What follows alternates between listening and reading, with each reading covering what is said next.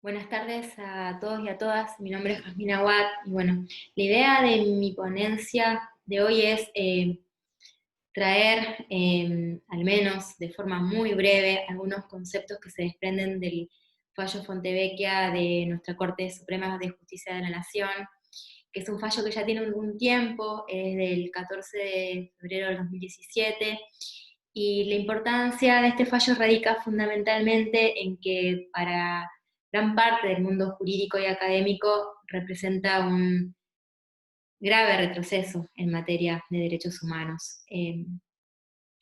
Antes de pasar a la exposición, quiero agradecer a Gabriela Ucis el espacio, la invitación, porque entiendo que es un espacio que es muy necesario para la formación en materia de derechos humanos.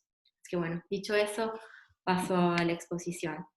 El fallo Fontevecchia tiene mucha importancia a nivel regional, fundamentalmente.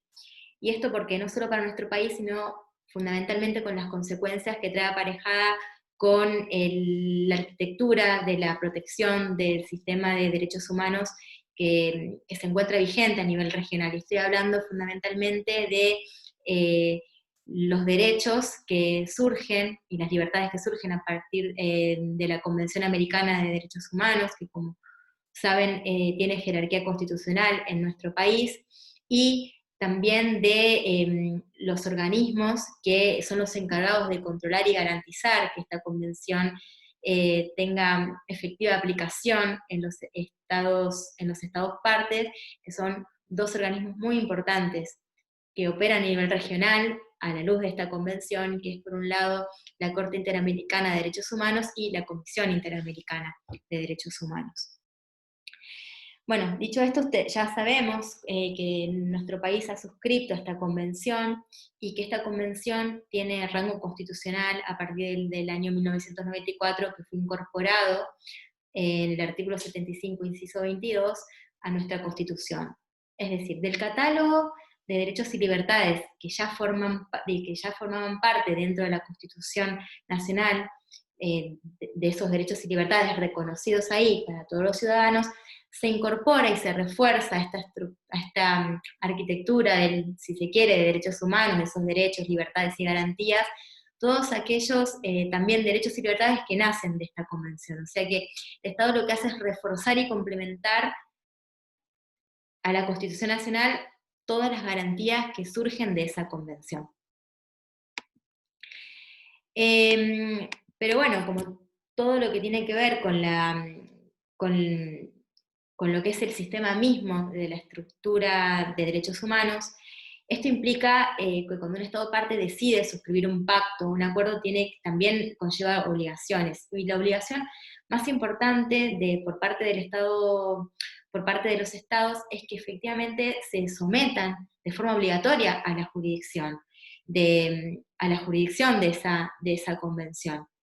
Y esto lo encontramos en la letra misma del Pacto San José de Costa Rica, concretamente en el artículo 1, que habla de la obligación para el Estado parte, de la obligación de respetar los derechos y las libertades que nacen de esa convención. Esto, lo vamos a ver, implica una obligación de un deber positivo, es decir, el Estado tiene que poner toda la maquinaria a disposición para hacer efectivos todos estos derechos y estas obligaciones. No basta con la suscripción del acuerdo. Tiene que efectivamente trabajar muy duro para que todos los ciudadanos vean realizadas estas garantías en sus vidas, en la cotidianidad. Y también la obligatoriedad de ejecutar las decisiones de la Corte Interamericana de Derechos Humanos, que la Corte Interamericana de Derechos Humanos a nivel regional es la que justamente controla el cumplimiento efectivo de la Convención en los Estados partes.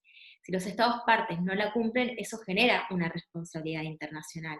Y esa responsabilidad internacional se plasma justamente en una condena al Estado. En este caso puede ser al Estado argentino. Y esa condena emana de la Corte Interamericana de Derechos Humanos, que justamente surge del artículo 68, inciso 1, que los Estados partes en la Convención se comprometen a cumplir la decisión de la Corte en todo caso en que sean partes.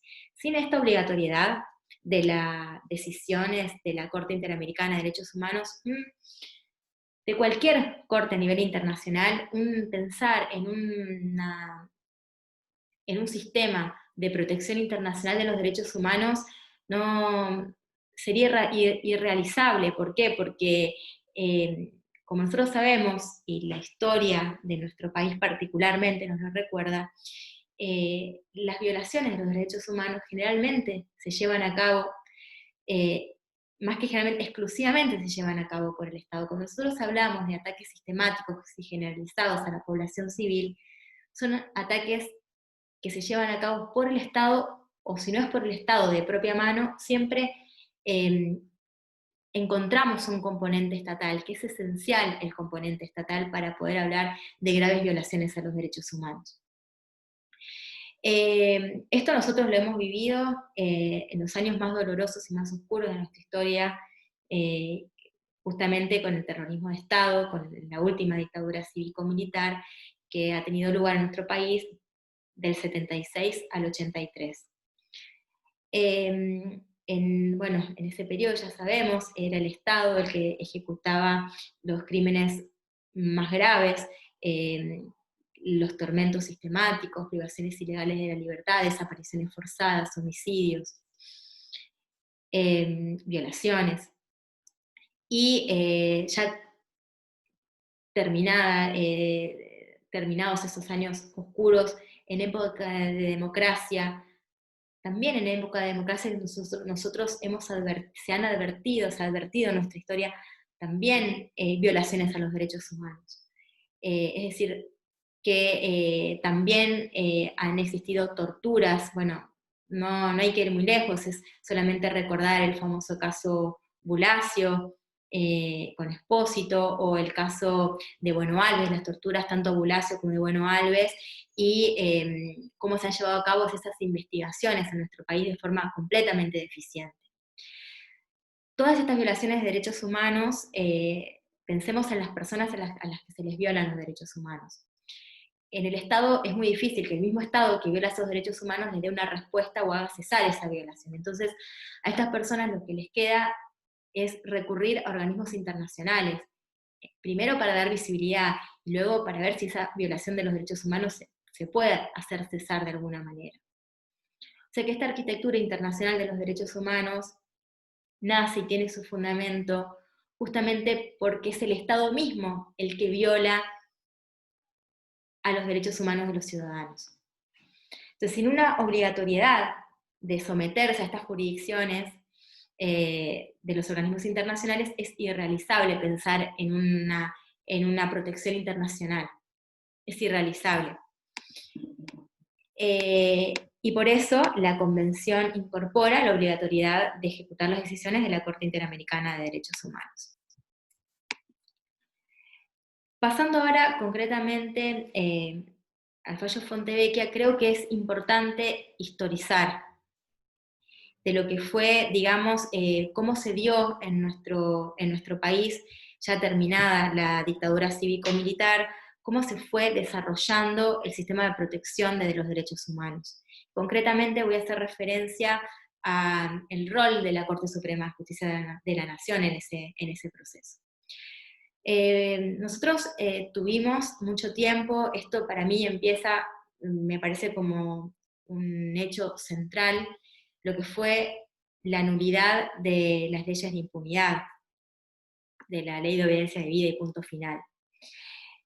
Ahí, a partir de la nulidad de estas leyes, yo encuentro el punto central como el punto de partida de un Estado que empieza de a poco a honrar los compromisos internacionales y a ponerse en el camino del respeto a los derechos humanos, lo que hasta ese momento no había sucedido en nuestro país.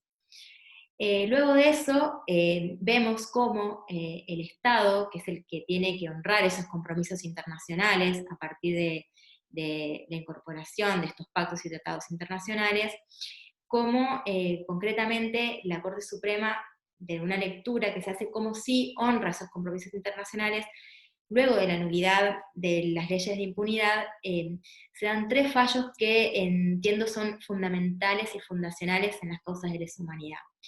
que son el fallo Simón, el fallo de Ancibia-Claver y el fallo Maceo. Estos 3 fallos son los que incorporan los puntos fundamentales de las causas de lesa humanidad y dicen que lo que tenía que ver con el ataque sistemático y generalizado de esas violaciones a derechos humanos son consideradas de lesa humanidad, y eso tiene como consecuencia que son imprescriptibles, que no se pueden indultar a los responsables y perpetradores de esos crímenes, no se los pueden amnistiar, y justamente también las leyes de impunidad eran inconstitucionales porque iban en contra de los principios internacionales e impedían el juzgamiento de los perpetradores de estos crímenes.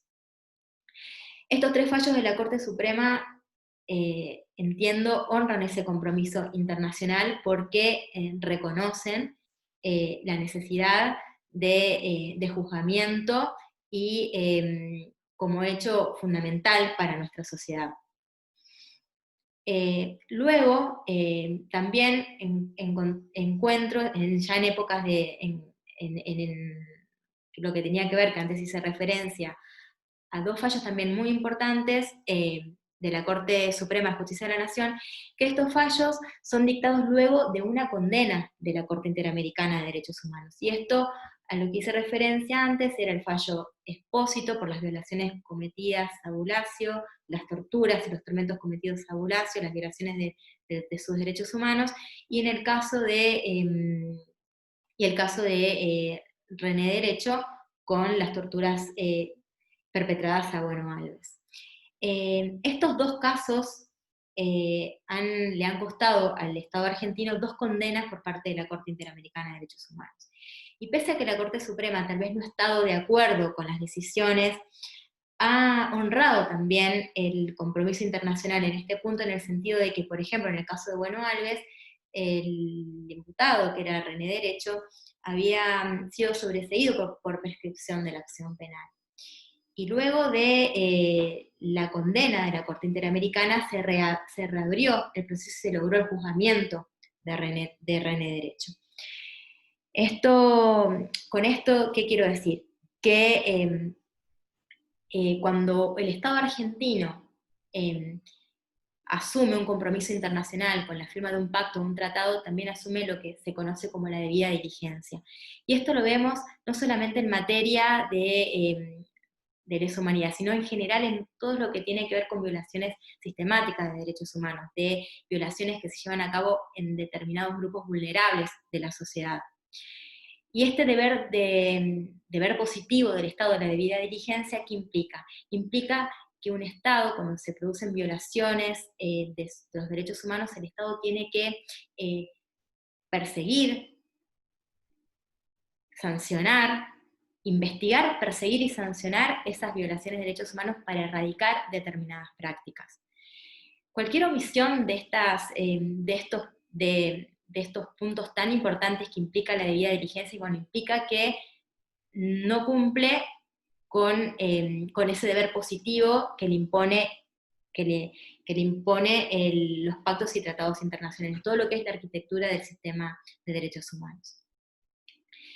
En este sentido, entonces, este deber de debida diligencia es fundamental para dar efectivo cumplimiento, como dije antes, a las libertades y los derechos de las personas.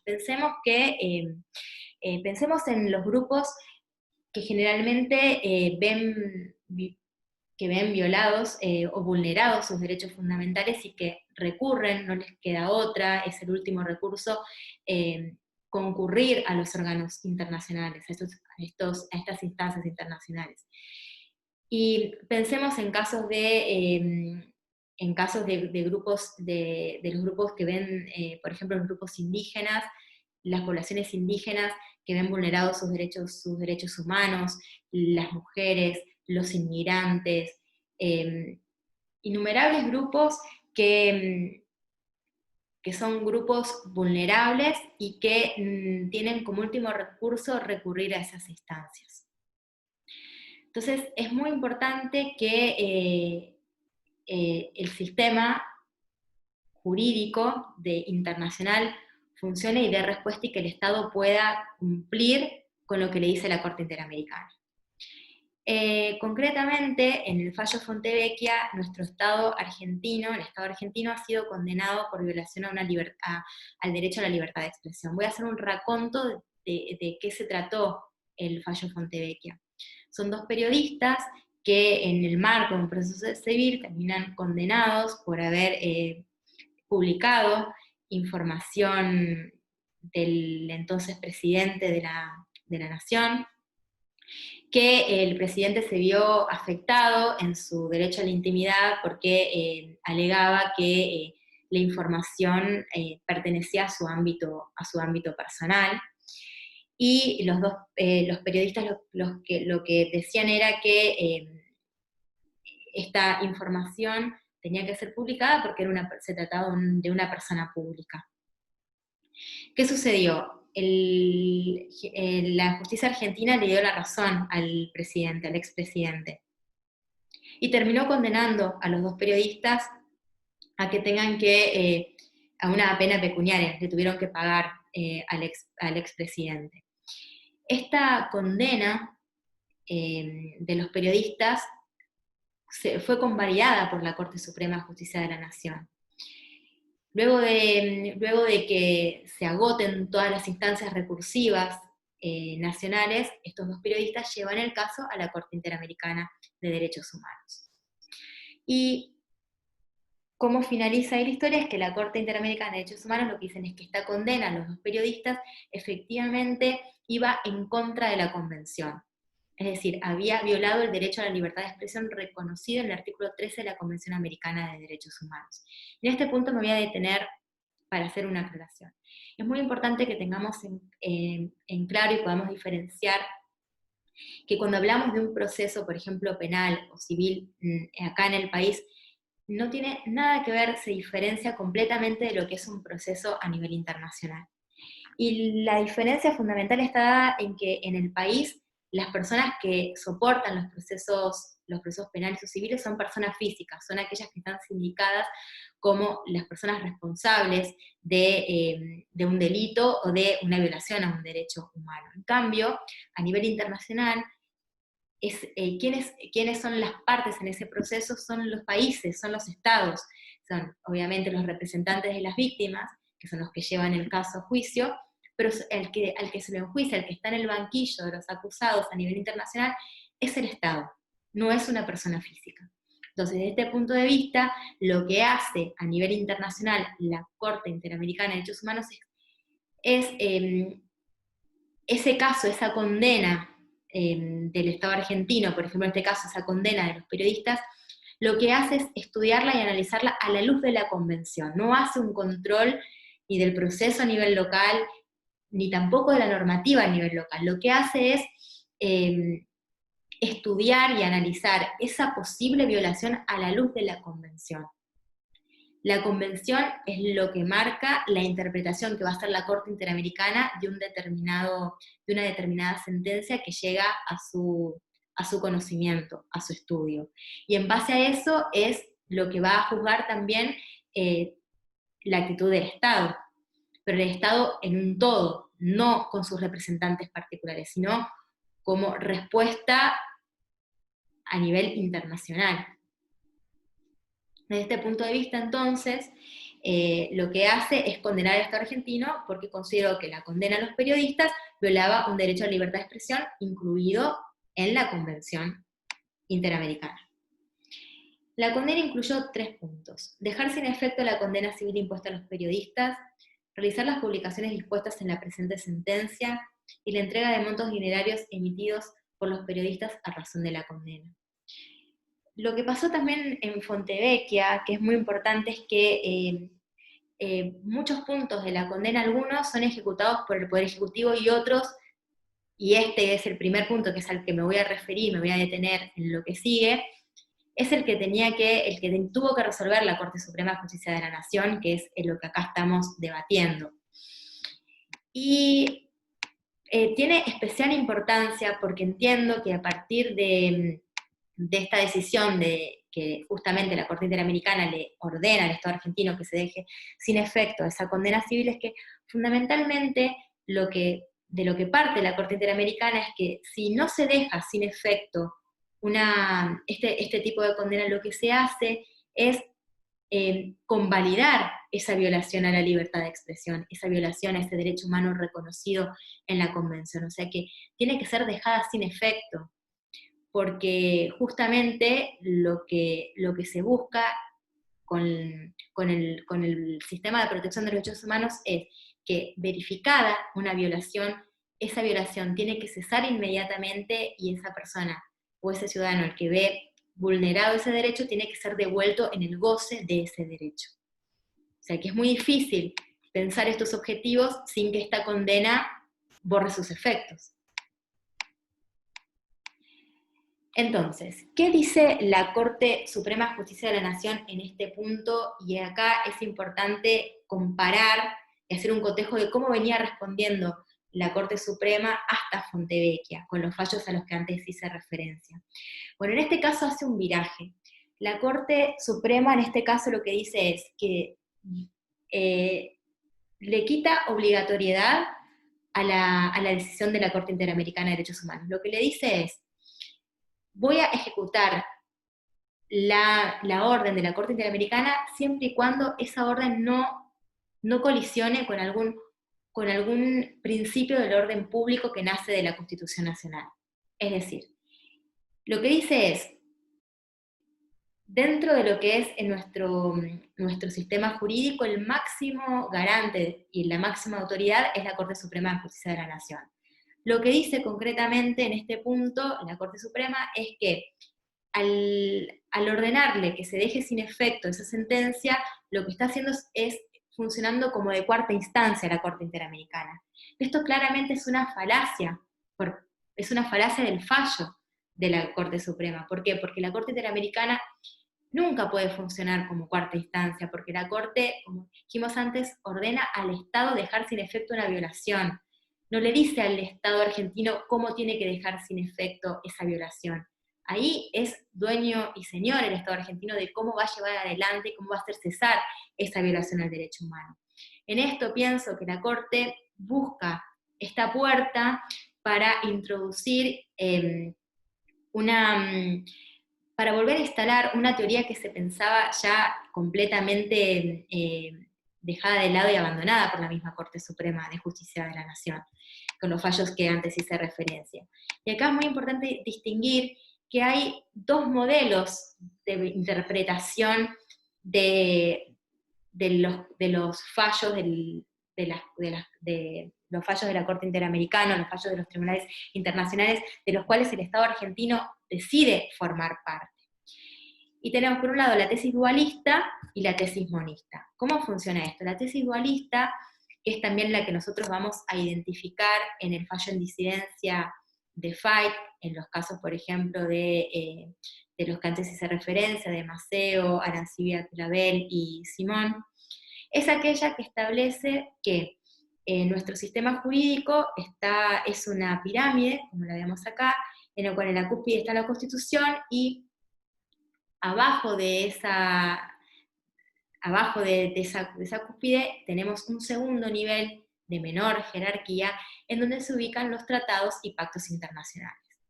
Si nosotros partimos de este modelo, que es lo que parece ahora incorporar la Corte a partir del fallo Fontevecchia, lo que hace es interpretar que los pactos y tratados internacionales, para ser incorporados al sistema jurídico, tienen que pasar por un tamiz, y el tamiz lo forma la Constitución. Es decir, yo incorporo una libertad, un derecho humano, en tanto y en cuanto no choque o no colisione con ninguna norma constitucional. Si, por ejemplo, en el caso, lo que pasó acá en Fontevecchia, lo que dice es, la Corte lo que dice es, yo no voy a ejecutar lo que dice la Corte Interamericana de Derechos Humanos porque está poniendo en jaque la propia autoridad de la Corte Suprema como órgano supremo del sistema jurídico argentino. Entonces, desde ese punto de vista, incorpora la falacia de la cuarta instancia, y lo que hace es poner en cuestionamiento el carácter vinculante de las decisiones de la Corte Interamericana de Derechos Humanos. Lo que dice es, yo primero voy a controlar, me voy a poner en contralor, en órgano de contralor de lo que dice la misma Corte Interamericana de Derechos Humanos. O sea que no solamente que no recepta la obligatoriedad de la decisión de la Corte Interamericana de Derechos Humanos, sino que a su vez se arroga la facultad de poder controlar la competencia de la misma Corte Interamericana de Derechos Humanos para lo que le puede decir y lo que no le puede decir a nuestra Corte Suprema de Justicia de la Nación. Pero otro sistema de ver esto es a partir de la tesis monista, que es la tesis que entiendo pensábamos que se había consolidado hasta el fallo Fontevecchia por la mayoría de la Corte, que es aquella que dice que cuando el Estado argentino, cualquier Estado, decide suscribir un pacto o un tratado, lo que hace es incorporar ese pacto y ese tratado a nuestro bloque de constitucionalidad federal. Y esto que se conoce como pirámide se modifica completamente porque el vértice de la pirámide se extiende. ¿Esto qué significa? Que esto que antes estaba constituido solo por la Constitución, ahora, en lo que es la máxima jerarquía, se comparte con la Constitución, con el Pacto y los tratados internacionales que se encuentran todos en un mismo nivel. El dibujo cambia completamente, porque cambia completamente el concepto, también desde este punto de vista. ¿Qué significa? Cualquier derecho o libertad de un pacto o un tratado internacional se encuentra en la misma jerarquía de nuestra Constitución. Entonces, nunca se puede interpretar que una norma deroga a la otra. No se puede interpretar que un derecho reconocido en el pacto deroga a una norma de la Constitución o viceversa. Lo que se tiene que hacer es hacer un trabajo armónico de poder integrar todas, poder hacer una interpretación de que se integren todas, de que ninguna derogue a la otra, para así darle plena vigencia a todos los derechos y las libertades que surgen de los diferentes organismos, de los diferentes instrumentos, tanto nacionales como internacionales, porque todos comparten el mismo nivel. Entonces, desde este punto de vista, una interpretación como la que hace Fontevecchia se aleja completamente de este esquema, en el sentido que si la Corte Interamericana obliga a dejar sin efecto una sentencia porque reconoce en ese punto que hay una violación de los derechos humanos, entonces nunca se puede interpretar que una decisión de esa magnitud puede verse en contradicción con nuestra Constitución, sino hay que buscar la forma de poder compatibilizar las interpretaciones para que todas puedan sobrevivir. Cosa que no sucede con lo que dice Fontevecchia. Y las consecuencias que tiene Fontevecchia, digamos, las proyecciones, van mucho más allá simplemente de lo que es concretamente lo que sucede en el caso de los periodistas, en el caso puntual de la condena de Fontevecchia, sino que en realidad en el sistema internacional hay algo que se conoce como la aplicación del método exequatur, que es cuando justamente se produce ese tamiz o ese estudio previo de si hay alguna norma o alguna decisión de un tribunal internacional que se encuentra en contradicción con la Constitución, entonces no se va a poder aplicar. Esto generalmente se usa, pero se usa para decisiones de organismos internacionales, de jueces internacionales que nada tienen que ver con nuestro país. Por ejemplo, es lo que sucedió con la ejecución de la sentencia del juez Griesa. Pero no se puede aplicar este mismo razonamiento para tribunales que forman parte de la estructura jurídica de nuestro país. El Estado argentino forma parte de la Convención tiene jerarquía constitucional y la Corte Interamericana es la encargada de velar y la garante de que esa convención se cumpla en el Estado parte que es nuestro país. Entonces, desde ese punto de vista, nosotros pensamos que al incorporar al realizar esta vuelta, si se quiere, a la tesis dualista del fallo Fontevecchia, que es lo que se desprende de los argumentos de la mayoría de los votos de los jueces de la Corte, en el sentido de que cuestionan no solamente la competencia de la Corte Interamericana, sino que también obligan a hacer este estudio de cada decisión y de cada norma de la Convención Interamericana, vemos cómo no solamente se debilita el sistema de enjuiciamiento internacional, que como dijimos en realidad termina repercutiendo en un determinado grupo de la sociedad, que son los grupos vulnerables, los que ven en lo cotidiano vulnerados sus derechos, sino también en el reconocimiento mismo de los mismos derechos y libertades que nacen de esas convenciones. Porque ¿qué sucede, por ejemplo, si hay algún derecho internacional reconocido a un inmigrante que se pueda considerar que choca con alguna norma de la Constitución Nacional? Entonces la lectura que se hace es que se va a dejar sin efecto. Entonces, desde ese punto de vista, nosotros creemos que las proyecciones del fallo Fontevecchia pueden ir mucho más allá, porque tiene la virtualidad, al menos presenta la idoneidad para cuestionar todo el andamiaje y todo lo que se ha venido construyendo hasta el fallo Fontevecchia, y que eso forma parte nada más y nada menos de toda la historia de lo que fue la historia de los derechos humanos en nuestro país, de las luchas y las conquistas de esos derechos humanos.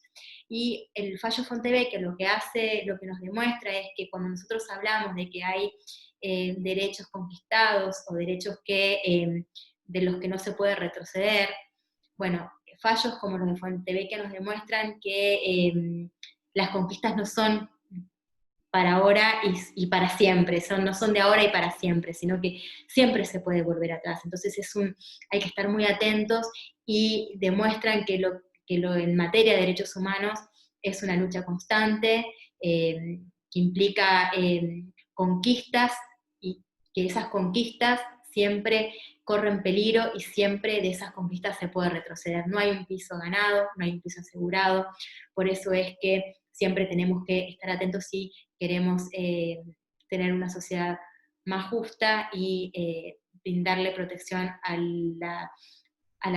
parte de la sociedad, que siempre son los grupos vulnerables los que ven justamente violados de forma sistemática sus derechos humanos. Bueno, muchas gracias.